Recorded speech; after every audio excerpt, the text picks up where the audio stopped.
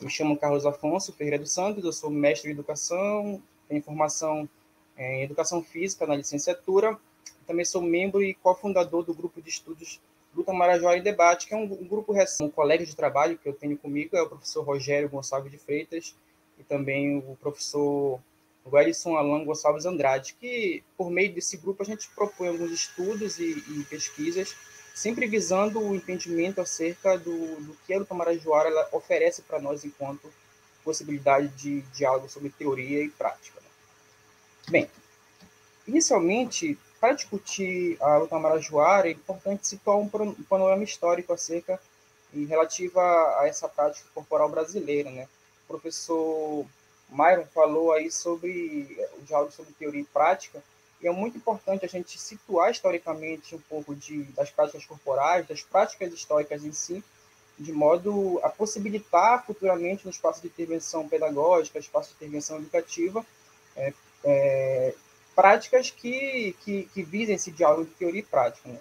Então,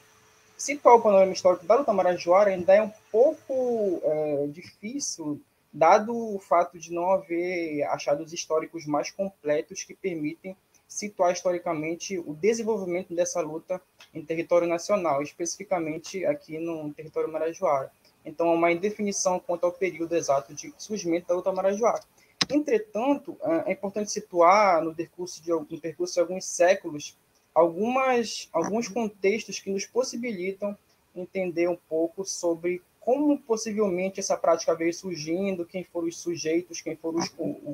qual foi o contexto de surgimento dessa luta no território marajoara, na região marajoara. Então, alguns autores, como Pacheco e Salles, eles situam alguns períodos históricos na região marajoara para entender, primeiramente, na identidade marajoara da luta marajoara. Identidade marajoara, especificamente.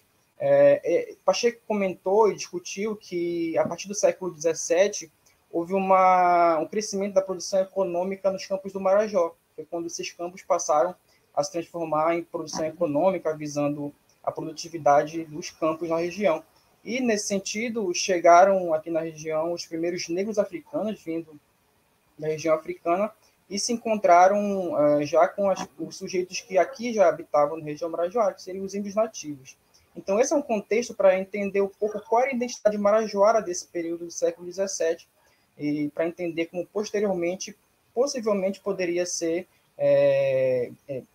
pode ter sido vivenciada essa prática corporal histórica que é a luta marajoara. Então, no século XVIII, especificamente, esses sujeitos que ali já habitavam a região, negros vindo da África e também vaqueiros indígenas que aqui já viviam na região marajoara, eles compartilharam algumas experiências, saberes, crenças e tradições que possibilitaram eles vivenciar e desenvolver suas práticas na região aqui que habita o Marajó, dentre os quais possivelmente a luta marajoara. Então, um saber importante que pode ter surgido nesse processo de compartilhamento de experiências, saberes, crenças e tradições foi a luta marajoara, possivelmente, né? Porque não há, isso é até uma pena, um lamentar, porque ainda não houve achados históricos que pudessem confirmar de fato o surgimento dessa luta e também como ela se desenvolveu no percurso histórico aqui da região brasileira. E Salles ele aponta no século XIX, já um período próximo à cabanagem, algumas manifestações e que ele observou, os nativos da região observaram que a luta marajoara estava presente nesse processo histórico do século XIX, nos campos do Marajó. Então, a prática, segundo o estudo dele, de Salles, já apontava, o estudo de Salles, especificamente, já tratava, já observava que a luta marajoara era praticada por vaqueiros, negros e mulatos. Então, esses contextos históricos servem para nos dizer que a luta marajoara surgiu a partir de sujeitos e também surgiu a partir de um contexto específico que ainda não é definido pela literatura da área, da educação física e também da luta marajoara em si. Então, primeiramente, esse contexto histórico é importante a gente observar, porque ele vai nos dar pistas para entender um pouco de como se desenvolveu essa luta no percurso histórico da região marajoara, do Brasil também, e também vai nos possibilitar futuramente pensar algumas possibilidades pedagógicas de intervenção aliada à possibilidade, claro, de discutir essa questão histórica na escola, fora da escola, e outros espaços em que essa luta ela é praticada e desenvolvida. O segundo ponto que eu trago para destaque, para a discussão, são os princípios condicionais aplicados à luta marajoara, que, segundo autores, são elementos, princípios condicionais são elementos que embasam todas as lutas no cenário mundial, nacional, enfim. Então, na luta marajoara, especificamente, esses princípios, ou esses movimentos, esse comportamento motor de quem pratica a luta marajoara, ela se dá por meio da agarrada, que seria o embate corpo a corpo entre os praticantes, e a busca por meios alternativos de ataque e defesa desses dois praticantes, finalizando com a projeção do oponente na areia, que eu vou explicar mais agora adiante. Tá. Então, segundo alguns autores, que inclusive autores referendados aqui na região paraense, como o professor Ítalo Campos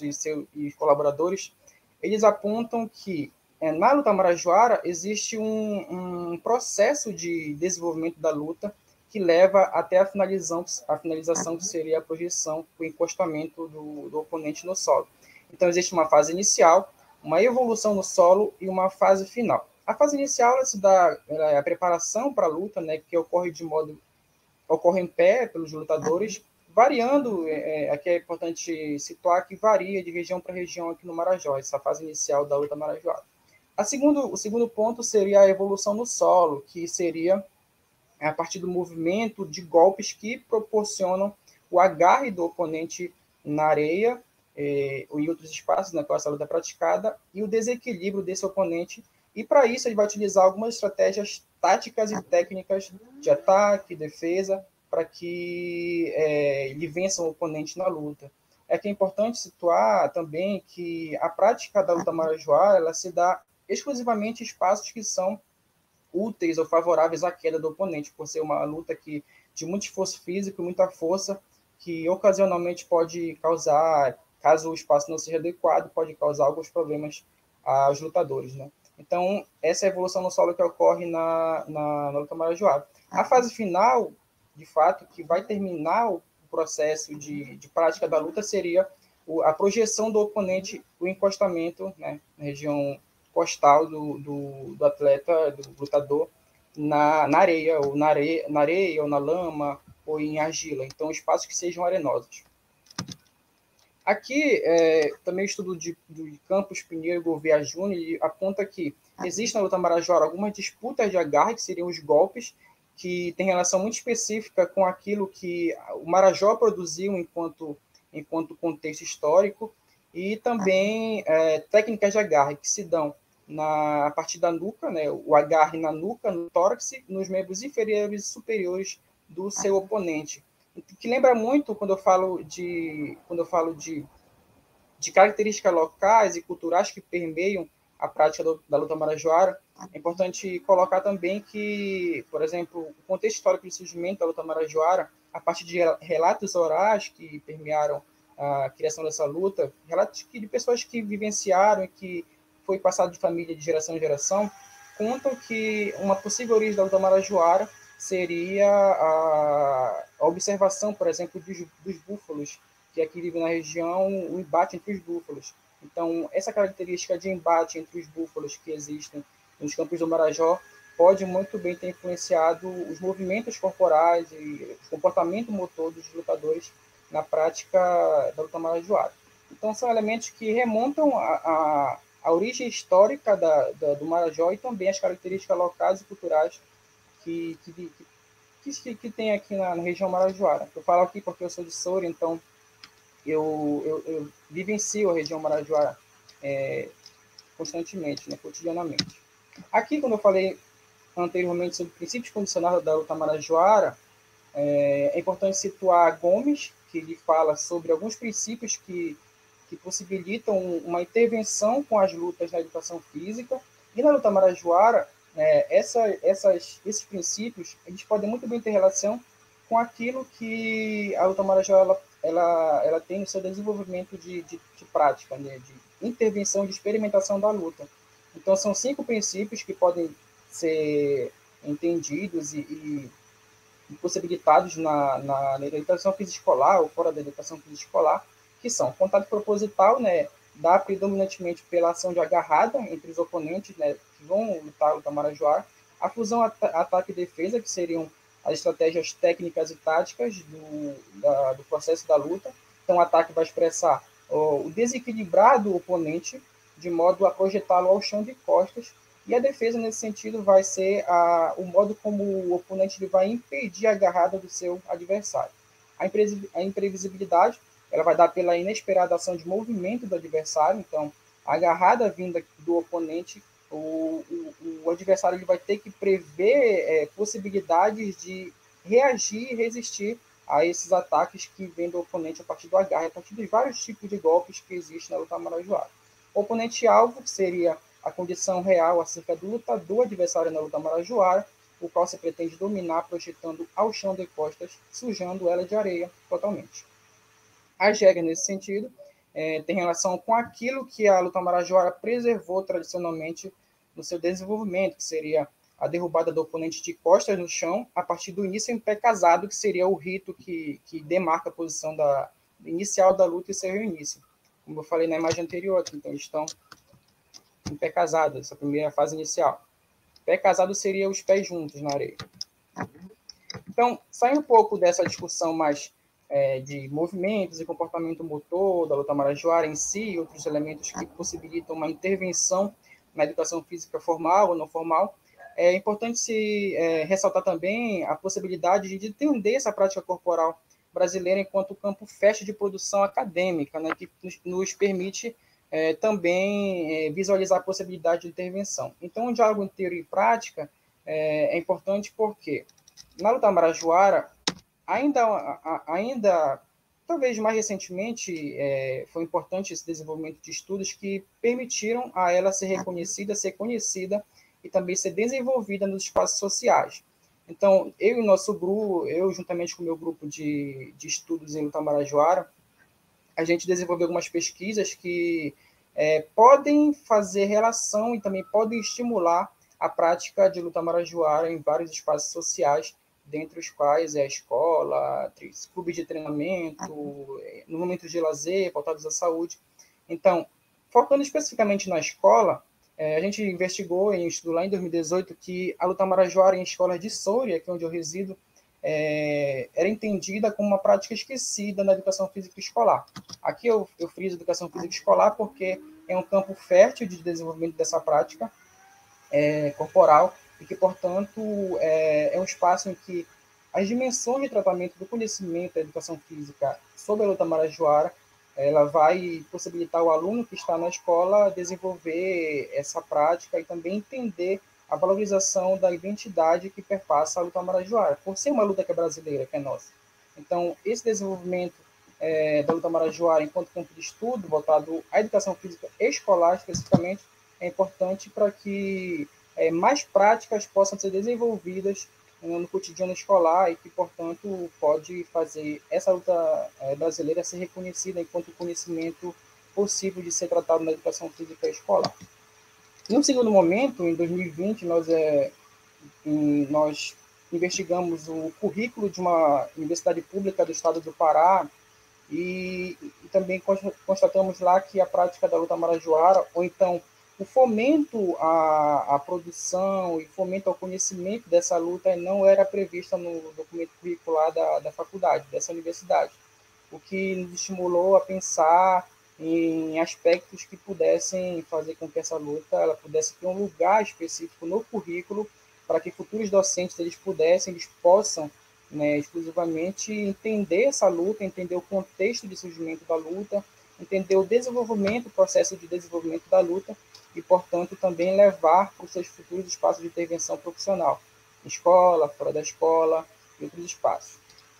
Aqui o currículo é um ponto importante para situar como a luta marajoara ela pode ser incrementada e desenvolvida nesse currículo de formação superior. Por fim, um estudo mais recente, publicado agora em 2021, meses atrás, nos levaram a pensar o reconhecimento que essa luta teria em espaços de academia de ginástica. Então, também observamos que a luta marajoara em academia de ginástica ela é uma luta corporal, uma prática corporal ainda pouco desenvolvida e pouco pensada, também pouco ofertada, principalmente ou a Academia de Belém, que a investigação foi em Belém. Nesse sentido, discutimos o sentido de gosto, o conceito de gosto, para explicar que o público da academia ele possui um gosto específico que não estava presente à luta marajoara e, portanto, tem preferência a outros tipos de luta, mais evidência no cenário mundial e nacional esportivo. Ao mesmo tempo, a gente percebeu que as academias elas possuem umas demandas específicas para incluir lutas nas academias e também a demanda dos clientes que preferem algumas lutas e, portanto, seleciona algumas modalidades que não a luta marajoara. Então, o reconhecimento nessa relação entre gosto e demanda ainda é mínimo para essa prática corporal brasileira. Antes de finalizar, eu trago aqui algumas considerações sobre como é possível que a luta marajoara seja desenvolvida no estado do Pará a partir de entidades e ações de fomento que levem a essa luta ser reconhecida, ser praticada, ser conhecida especificamente, né? Nesse sentido, eu destaco recentemente a criação de uma Federação Paraense de Luta Marajoara para cuidar de tratativas relacionadas a aspectos de regras, de graduação e de elementos que fomentem a prática de luta marajoara em vários espaços, em várias instâncias de formação, seja na instância formativa do campo escolar, uma instância formativa do campo das academias, do campo do treinamento, do campo do lazer, da saúde. Então, a Fundação surgiu com essa possibilidade de criar estratégias para que a luta marajoara possa ser reconhecida, possa ganhar uma independência no cenário de lutas do Pará, extrapolando possivelmente para outros espaços fora do Pará, né, de modo a institucionalizar e também legitimar a prática dessa luta. Aqui eu trago um evento específico que teve, não sei se vocês tiveram conhecimento, sobre o primeiro campeonato paraense de luta marajoara que teve em Ponta de Pedras. Também foi organizado pela federação e também juntamente com a secretaria lá do município e que previu, desenvolveu e possibilitou aos espectadores, à própria região marajoara, o fomento e a prática da luta marajoara, um torneio que desse evidência a essa luta na região marajoara. Então, nós realizamos lá uma pesquisa, uma intervenção acadêmica sobre como foi esse evento e como ela foi desenvolvida e realizada em Ponta de Pedras, e que posteriormente nós estaremos realizando algumas discussões acadêmicas voltadas a esse evento, e que é um meio de desenvolver, é um meio de também fazer ser reconhecida a luta marajoara na região paraense, mas também no cenário nacional geral. E, por fim, a gente pergunta, a condução dos nossos estudos na luta marajoara, ela traz um conceito muito específico que seria, dada a possibilidade, dado o fato da luta marajoara não ter um lugar reconhecido ainda em espaços sociais, como, por exemplo, escolas, ainda que isso tenha crescido ultimamente, nos últimos anos, em espaços fora da escola, é possível o reconhecimento da luta marajoara para que ela possa ser reconhecida de fato no cenário nacional. Então, eu finalizo com isso, dizendo que o reconhecimento, o conceito de reconhecimento, ele tem um papel fundamental na formação de identidade de um grupo social, de uma prática corporal, de uma prática sociocultural. E, nesse sentido, ele é fundamental para a compreensão do valor e do mérito social de uma prática sociocultural. Então, quando a gente pensa em luta marajoara, a gente pensa em uma prática incipiente, que ainda precisa ser mais bem tratada e também mais bem conhecida, não só de modo local, mas de modo global, e que para isso vai levar ao reconhecimento dessa luta no cenário esportivo, no cenário de lutas aqui no nosso Brasil. Então, alguns elementos de aspectos de reconhecimento da luta marajoara no cenário aqui do Brasil, no cenário específico do Marajó, da região paraense, tratar do conhecimento é entender que a luta precisa ser difundida localmente, isso já é muito evidente aqui na região marajoara. A gente observou lá no evento que teve sobre o Campeonato Paraense de Luta Marajoara, então a gente percebeu que várias pessoas já se envolvem nessa prática e também já tiveram muito contato com gerações de família que pudessem fazer com que a luta marajoara fosse reconhecida localmente. Mas ainda a gente pode pensar como essa prática pode ser realizada e também praticada, essa luta pode ser praticada de um modo global, não que fique preso às dimensões locais do Pará para que essa luta seja desenvolvida, mas possa extrapolar para outros espaços, como, por exemplo, outras regiões do Brasil. Então, o reconhecimento da luta marajoara passa primeiro pela prática local e global. E, nesse sentido, essa prática local e global vai fazer com que haja um crescimento de adeptos e praticantes da luta marajoara, a partir do entendimento das suas características, dos seus movimentos, dos seus golpes, das suas estratégias táticas e técnicas, e isso vai levar a fazer com que a luta marajoara possa crescer os seus adeptos e os seus praticantes. E, nesse sentido, também é importante que ela seja desenvolvida formalmente e de modo não formal, né? Espaços que permeiam aí o campo escolar, o campo não escolar, enfim, e que vai levar, consequentemente, à difusão do saber que essa luta precisa ter para que ela possa ser reconhecida de fato, para que, consequentemente, também se mantenha viva a tradição dessa luta, seja de modo local ou também possa ser passada de região para região, para que de modo mais abrangente ela possa ser reconhecer sua tradição e também seja entendida a partir de um modo contemporâneo, desportivo, mas que nunca perca suas características de tradição local que permeia a luta marajoara. E, por fim, as políticas públicas que precisam ser pensadas para que ela possa ser mais bem colocada no cenário aqui da região paraense e também fora do Pará. E é importante frisar, finalmente, que dentre essas políticas nós temos, como o professor Myron falou, das bases como os curriculares, que já inclui a luta marajoara como um campo de conhecimento muito importante na educação física escolar. E também, mais recentemente, a gente teve a divulgação de que a luta marajoara, pela primeira vez, está presente nos jogos do Pará, nos JEPs, né, da SEDUC. Então, um primeiro movimento de desenvolvimento e também de conhecimento e reconhecimento que essa luta precisa ter aqui no Pará, mas também fora do Pará, né? Então, alguns elementos, alguns aspectos que podem fazer com que a luta marajoara possa ser reconhecida e, de fato, ter o seu devido lugar